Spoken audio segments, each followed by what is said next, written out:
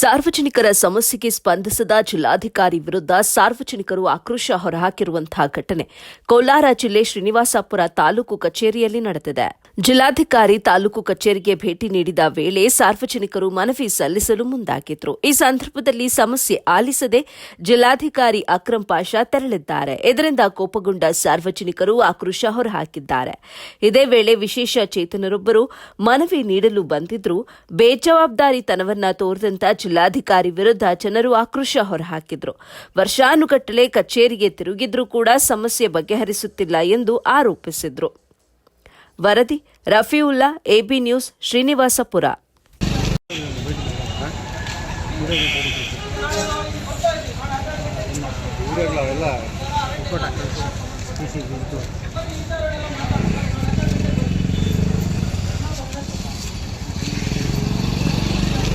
ಇಲ್ಲೊಂದು ಶ್ರೀನಿವಾಸಪುರದಲ್ಲಿ ಸುತ್ತಲೂ double road ಆಗಿದೆ. ಮಧ್ಯಭಾಗದಲ್ಲಿ ಇರ್ತಕ್ಕಂಥ ರೋಡ್ ಅನ್ನ ಕರೆಕ್ಟ್ ಆಗಿ ಅಳತೆ ಮಾಡಿ ಅದನ್ನ ಇವತ್ತಿಗೆ ಒಂದು 10 ಸಲ ಕಿತ್ತಿರ್ತಾರೆ. 10 ಸಲ ಯಾರೋ ದುಡ್ಡು ಮಾಡ್ಕೊಡ್ತಕ್ಕಂಥವ್ರಿಗೆ ರಸ್ತೆ ಆಗ್ತಾ ಇದೆ ಹೊತ್ತು ಸಾರ್ವಜನಿಕರ ಹಿತದೃಷ್ಟಿಯಿಂದ ಅದು ರಸ್ತೆ ಆಗ್ತಾ ಇಲ್ಲ. ಪೋಸ್ಟ್ ಆಫೀಸ್ ಮುಂದೆ ಇರ್ತಕ್ಕಂಥ ರಸ್ತೆ. ಸೊ ಈ ರೀತಿ ಇವತ್ತು ಅಧಿಕಾರಿಗಳು ನೋಡ್ದಂಗೆ ಇವತ್ತು ಇದಾರೆ. ಹಾಗಾಗಿ ದಯವಿಟ್ಟು ಅವರು ಕೂಡಲೇ ಎಚ್ಚೆತ್ಕೋಬೇಕು, ಸಾರ್ವಜನಿಕರ ಪರವಾಗಿ ಕೆಲಸ ಮಾಡಬೇಕು. ಇಲ್ಲ ಅಂತಂದ್ರೆ ನಾವೆಲ್ಲ ಕೂಡ ಈ ಶ್ರೀನಿವಾಸಪುರದಲ್ಲಿ ಇರ್ತಕ್ಕಂಥ ಎಲ್ಲ ಸಂಘಟನೆಗಳನ್ನ ಒಂದು ಸಮಾನ ಮನಸ್ಕರನ್ನು ಒಂದುಗೂಡಿಸಿ ಒಂದು ದೊಡ್ಡ ರೀತಿಯಾದಂತ ಈ ತಾಲೂಕು ಆಫೀಸ್ ಮುತ್ತಿಗೆ ಹಾಕುವಂತ ಕೆಲಸವನ್ನ ನಾವು ಮಾಡಬೇಕಾಗುತ್ತೆ. ಗಮನಕ್ಕಿಲ್ಲದೆ ಇವತ್ತು ಒಬ್ಬ ಜಿಲ್ಲಾಧಿಕಾರಿಗಳು, ತಹಸೀಲ್ದಾರು ರೈತರ ಗಮನಕ್ಕಿಲ್ಲ, ಸರ್ಕಾರದ ಗಮನಕ್ಕಿಲ್ಲ, ಇಲ್ಲಿ ಚರ್ಚೆ ಆಗೋದಿಲ್ಲ. ರಾತ್ರೋರಾತ್ರಿ ಇಂಡೀಕರಣಗಳನ್ನ ಮಾಡಿ ರೈತರ ಭೂಮಿಯನ್ನ ಇವತ್ತು ಕಿತ್ಕೊಂಡು ಮರಗಳನ್ನು ನಾಶ ಮಾಡಿ ಅವ್ರ ವ್ಯವಸಾಯ ನಾಶ ಮಾಡಿ ಇವತ್ತು ಬೀದಿಗೆ ತಳ್ತಾರೆ. ಅದೇ ಇವತ್ತು ನಗರ ಪ್ರದೇಶದಲ್ಲಿ ಇರ್ತಕ್ಕಂಥ ಅನೇಕ ರಾಜ ಕಾಲುವೆಗಳೇನಿದಾವೋ ನೋಡಿ, ರೈತರ ಜನ ಇವತ್ತು ಸಾರ್ವಜನಿಕರು ಸೈನ್ಗಳು ಹಾಕಿದ್ದಾರೆ. 4 ತಿಂಗಳು ಆಗಿದೆ ಅರ್ಜಿ ಕೊಟ್ಟು. 4 ತಿಂಗಳು ಆದ್ರೂ ಕೂಡ ಕನಿಷ್ಠ ಅಲ್ಲಿಗೆ ಹೋಗಿ ಕಾಲುವೆ ಮುಚ್ಚಿದಾರ ಇಲ್ವಾ, ಎನ್ಕ್ರೋಚ್ ಮಾಡಿದಾರ ಇಲ್ವಾ ಅಂತಕ್ಕಂಥ ಇವತ್ತಿಗೂ ಕೂಡ ಅದಕ್ಕೆ ಒಂದು ಮಾನ್ಯತೆಯನ್ನು ಕೊಡ್ಲಿಕ್ಕೆ ಇವತ್ತು ತಹಸೀಲ್ದಾರ್ಗೆ ಆಗ್ತಾ ಇಲ್ಲ. ಮತ್ತೆ ಏನು ಇವರು ಯಾವಾಗ ನೋಡಿದ್ರು ಫೀಲ್ಡ್ ಅಲ್ಲಿ ಇದೀವಿ ನಾವು, ಸಾರ್ವಜನಿಕರ ಸ್ಥಳ ಪರಿಶೀಲನೆ ಇಲ್ಲೋ ಅಂತೇಳಿ ಮಾತಾಡ್ತಾರೆ. ಯಾವ ಕೆಲಸಗಳನ್ನು ಮಾಡ್ತಾ ಇದಾರೆ ಅಂತ ನಮ್ಗೆ ಗೊತ್ತಾಗ್ತಾ ಇಲ್ಲ. ನೋಡಿ, ಈಚಲ್ ಕುಂಟೆಗೆ ಬರ್ತಕ್ಕಂಥ ಕಾಲುವೆ ಅದು ಮುಚ್ಚೋಗಿದೆ. ಅಲ್ಲಿಂದ ಹೋಗ್ತಕ್ಕಂಥ ನೀರು ಹರಿತಕ್ಕಂಥದ್ದು ಕಾಲುವೆ ಮುಚ್ಚೋಗಿದೆ. ಕೊಳ್ಳೂರು ಕಾಲೋನಿ ಕಡೆಯಿಂದ ಇಲ್ಲಿ ಹಮಾನಿ ಕೆರೆಗೆ ಬರ್ತಕ್ಕಂಥ ಪ್ರಮುಖ 2 ಕಾಲುವೆಗಳಿತ್ತು.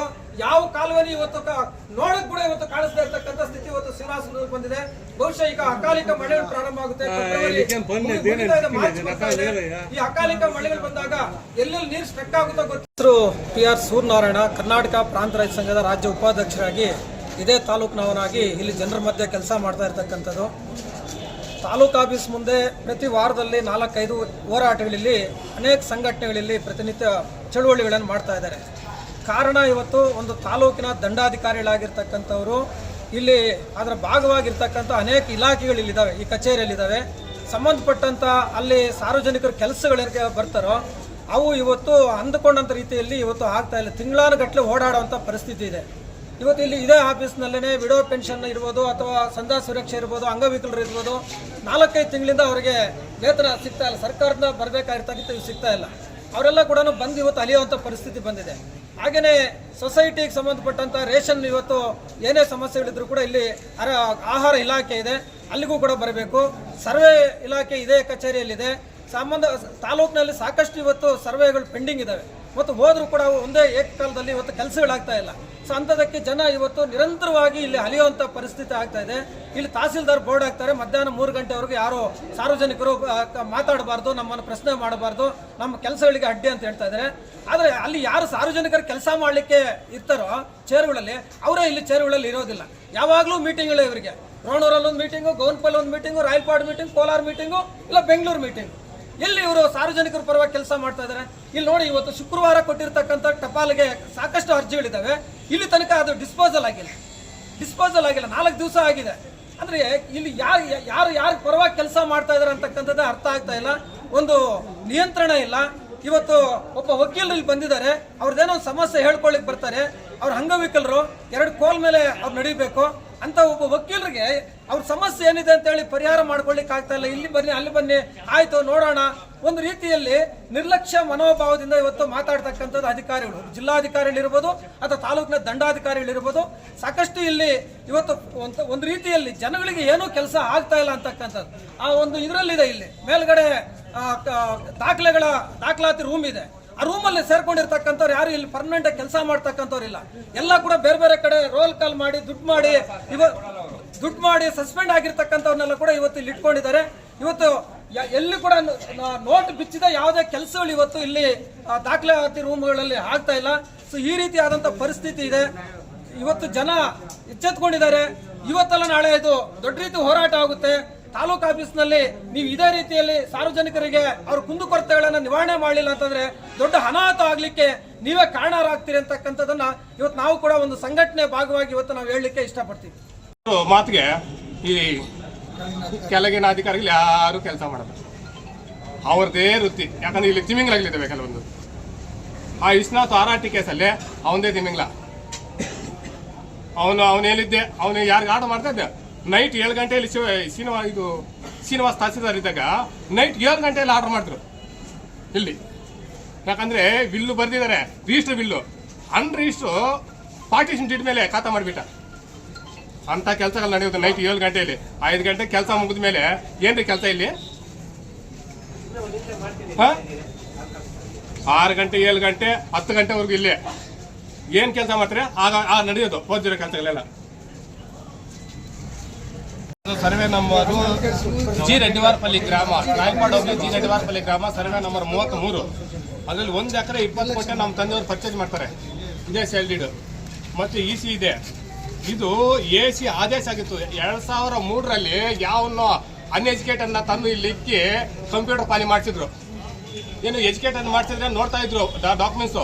2023ವರೆಗೂ ಬಂದಿರುವ ಪಾನಿ 2003ರಲ್ಲಿ ಕಂಪ್ಯೂಟರ್ ಪಾನಿಗೆ ಬಂದಾಗ ನಾನು ತೆಗೆದಾಕಿದ್ರು. ಪಕ್ಕ ಜಮೀನು ಅವ್ರು ಸೇರ್ತ. ಆ ಹೊತ್ತಿಂದ ನಾನು ಕೇಸ್ ಹಾಕಿ ಕೋರ್ಟ್ಗೆ ಇಷ್ಟೊಂದು ಅರ್ಜಿಗಳು ಕೊಟ್ಟು ಏನು ಮಾಡಿದ್ರು ಏನು ಮಾಡ್ತಾ ಇಲ್ಲ ಅವರು. ಕನಿಷ್ಠ ಇಲ್ಲಿಂದ ರಿಪೋರ್ಟ್ ಕಳ್ಸಕ್ಕಾಗಲಿಲ್ಲ ACಗೆ.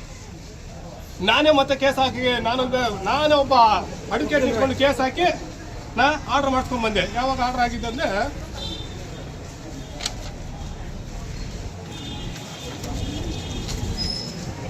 21/7/2022ರಲ್ಲಿ. ನಾನು ಅರ್ಜಿ ಕೊಟ್ಟಿರೋದು ಯಾವಾಗ 19/10/22, 1 ತಿಂಗಳು ಬಿಟ್ಕೊಂಡು ಎಲ್ಲ ಡಾಕ್ಯುಮೆಂಟ್ಸ್ ಎಲ್ಲ ಸರಿ ಮಾಡಿ ಒಬ್ಬನ ರಿಪೋರ್ಟ್ ಹಾಕೋಗ್ತಾನೆ. ಅವ್ನು ಟ್ರಾನ್ಸ್ಫರ್ ಆದ್ಮೇಲೆ ಅವ್ನಿಗೆ ಯಾವ ಫೈಲು ಅವ್ರಿಗೆ ಏನಾದ್ರು ಒಪ್ಸೋ ಹೋಗ್ತಾನೋ ಇಲ್ವಂತ ಗೊತ್ತಿಲ್ಲ ನನಗೆ. ಓಲಿ ಬಂದವರಾದ್ರೂ ನನಗೆ ನೋಟಿಸ್ಕೊಡ್ಬೇಕು, ಅದು ಮಾಡಲ್ಲ. ನಾನು ಹೋಗಿ ಕೇಳಿದ್ರೆ ಆಗ ಮಾಡ್ಕೊಡ್ತೀನಿ.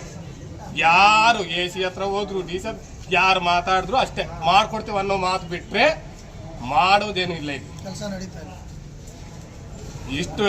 ಯಾಕಂದ್ರೆ ಇಷ್ಟೊಂದು ಬೇಜವಾಬ್ದಾರಿ ಕೆಲಸ ಮಾಡೋರು ಇಲ್ಲೇ. ಕನಿಷ್ಠ ವಿಲೇಜ್ ಅಕೌಂಟೆಂಟ್ ಕೆಲಸ ಅವ್ನು ಮಾಡಕ್ಕಾಗಲ್ಲ. ಏನೋ ಅವ್ನು ಮಾತಾಡ್ತಾನೆ. ಒಬ್ಬ ಪಬ್ಲಿಕ್ ಹೆಂಗ್ ಮಾತಾಡ್ಬೇಕು ಅಂತ ಗೊತ್ತಿಲ್ಲ. ಜಿಲ್ಲಾಧಿಕಾರಿಗಳು ಭೇಟಿ ಮಾಡಿದ್ರು ಮಾಡ್ಕೊಡ್ತೀನಿ ಅಂತಾರೆ. ಇಲ್ಲಿ ಈಗ ಹೊರಟೋಗ್ತಾರೆ, ಮತ್ತೆ ಯಾರೇ ಮಾಡ್ತಾರೆ. ನಾನು ಮತ್ತೆ ಕೋಲಾರ್ಗೆ ಹೋಗಕ್ಕಾಗುತ್ತಾ? ನಾನು ಒಬ್ಬ ವಕೀಲನಾಗಿ ನಾನು ಬೇರೆಯವ್ರಿಗೆ ನ್ಯಾಯ ಕೊಡ್ತೀನಿ, ನನಗೆ ನ್ಯಾಯ ಇಲ್ಲ ಅಂದ್ರೆ ಎಷ್ಟೊಂದ್ಸರಿ. ಈಗ ಒಂದು ಅರ್ಜಿ ನೋಡ್ರಿ, ಕನಿಷ್ಠ 19/10/22ರಲ್ಲಿ ಕೊಟ್ಟಿರೋದು ನಾನು. ಅಷ್ಟೊಂದು ಪರಿಜ್ಞಾನ ಇಲ್ವಾ? ಎಲ್ಲ ಏನ್ ಕೆಲಸ ಮಾಡ್ತಾರೆ ಇವರು? ತಹಸೀಲ್ದಾರು ಸ್ಪಂದಿಸಿದ್ರು, ಅಲ್ಲಿ ಇರೋರು ಯಾರು ಸ್ಪಂದಿಸಲ್ಲ. ಆ ರೆಕಾರ್ಡ್ ರೂಮ್ಗೆಲ್ಲೇ 1 ವರ್ಷ ಆಯ್ತು. ಇವ್ರಿಗೆ ಇಲ್ಲ ಅಂದ್ರೆ ನಾನು ತರ್ತಾ ಇದ್ದೆ ಎಲ್ಲ ಡಾಕ್ಯುಮೆಂಟ್ಸ್.